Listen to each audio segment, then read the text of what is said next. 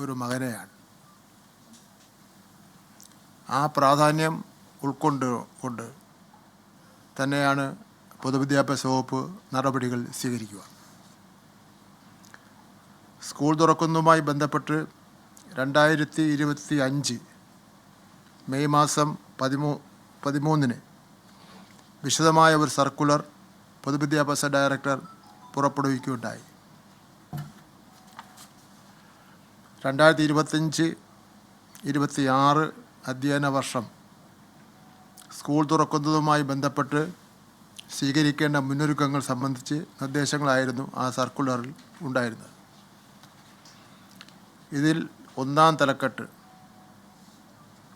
School സുരക്ഷ എന്നായിരുന്നു.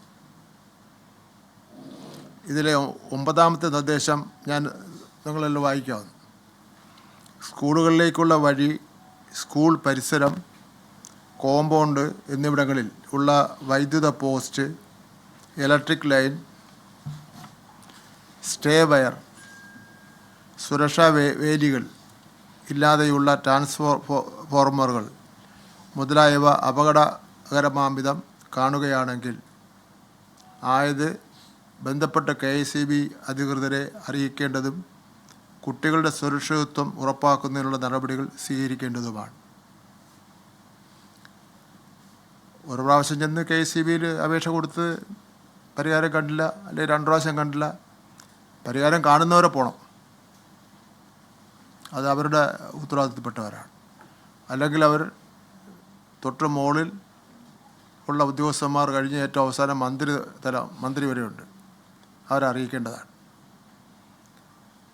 അതല്ല ഒരു പ്രാവശ്യം ഒരു പേപ്പർ അവിടെ കൊണ്ട് എഴുതി അവിടെ ആ ഫെസിലിറ്റിക്ക് ആരെങ്കിലും കൊടുത്തിട്ട് പോന്നിട്ട് അതല്ല നമ്മൾ ഗവൺമെൻറ് പ്രതീക്ഷിക്കുന്നത്.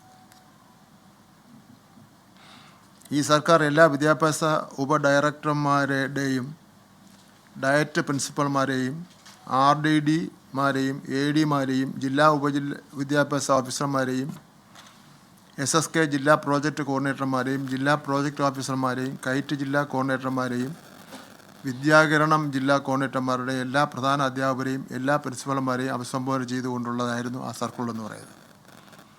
ഇതുകൂടാതെ നാം അറിഞ്ഞിരിക്കേണ്ടത് നിങ്ങൾക്കറിയാവുന്നതാണ്, ബഹുമാനപ്പെട്ട മുഖ്യമന്ത്രി നേരിട്ട് ഈ സുരക്ഷാ സംവിധാനത്തെ സംബന്ധിച്ചുള്ള യോഗം ചേർന്നു എന്നുള്ളതാണ്. അദ്ദേഹം പറഞ്ഞത് ഇപ്പോഴും എൻ്റെ ഓർമ്മയിലുണ്ട്. അതായത് ഈ 1-2 മാസക്കാലം സ്കൂൾ അടച്ചിട്ടിരിക്കുകയാണ്. വീണ്ടും നമ്മൾ സ്കൂൾ തുറക്കുന്ന അവസരത്തിൽ ഓരോ റൂമും നമ്മൾ വളരെ ശ്രദ്ധയോടുകൂടി ശ്രദ്ധിച്ചില്ലെങ്കിൽ മുറിക്കകത്തുള്ള ചെറിയ കുഴികളും ഗുഹകളും അതുപോലുള്ള ചെറിയ കാര്യങ്ങളിൽ ഇഴജന്തുക്കളടക്കം കയറി ഇരിക്കാനുള്ള സാധ്യതയുണ്ട്. അതടക്കം നമ്മൾ ശ്രദ്ധിക്കണമെന്ന് പറഞ്ഞിട്ടുള്ളതാണ്. അപ്പം അത്ര 14,000 സ്കൂളുകളുണ്ട് കേരളത്തിൽ. ചെറിയ വ്യത്യാസം വന്നേക്കുവേ.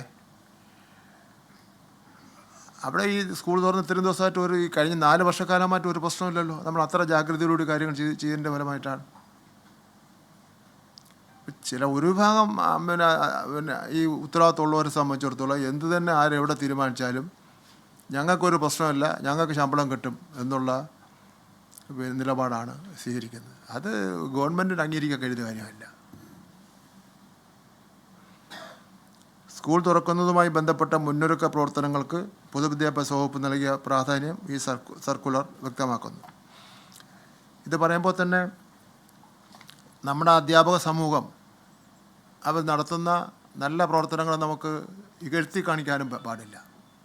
ഇന്ന് ഇന്ത്യയിൽ നമുക്ക് അക്കാഡമിക് കാര്യങ്ങളിൽ നമ്മൾ 2ാം സ്ഥാനത്തേക്ക് വന്നു. അതിൽ അധ്യാപകർ ഏറ്റവും പ്രധാനപ്പെട്ട പങ്ക് വഹിച്ചിട്ടുണ്ട്. ഒരു പോയിൻറ്റിനാണ് പഞ്ചാബുമായിട്ട് നമ്മൾ 1ാം സ്ഥാനം നമുക്ക് നഷ്ടപ്പെട്ടത്. അതുപോലെ തന്നെ ജില്ല തിരിച്ചുള്ള കണക്കെടുപ്പുണ്ടായിരുന്നു കേന്ദ്ര ഗവൺമെൻറ്റിൻ്റെ. അതിൽ ആദ്യത്തെ 14 ജില്ലയും ഇന്ത്യ രാജ്യം നമ്മളാണ് വന്നത്. അപ്പം അതിലൊക്കെ തന്നെ നമ്മുടെ അധ്യാപകരുടെ ഒരു പരിശ്രമമുണ്ട്. ഇപ്പം മിനിമം മാർക്ക് സബ്ജക്റ്റ് മിനിമത്തിന് വേണ്ടി നമ്മൾ നടത്തിയ പരിശ്രമം, അവധിക്കാലത്ത് വന്ന് അവർ ക്ലാസ് എടുത്തു, 80,000 കുട്ടികളെ പഠിപ്പിച്ച ശേഷം അവർ പരീക്ഷ നടത്തി, വീണ്ടും അതിൽ കുറവൊന്നുമില്ല, വീണ്ടും പഠിപ്പിച്ചു. അങ്ങനെയുള്ള കാര്യങ്ങളൊക്കെ തന്നെ പിന്നെ ചെയ്യുകയാണ്. ഇപ്പം ലഹരി വിരുദ്ധ പ്രോഗ്രാമിനെതിരായിട്ട് പല സ്കൂളുകളിലും അവർ കലാപരിപാടികൾ, സിനിമകൾ അങ്ങനെ എല്ലാം ഉണ്ടാക്കുന്നുണ്ട്. അപ്പം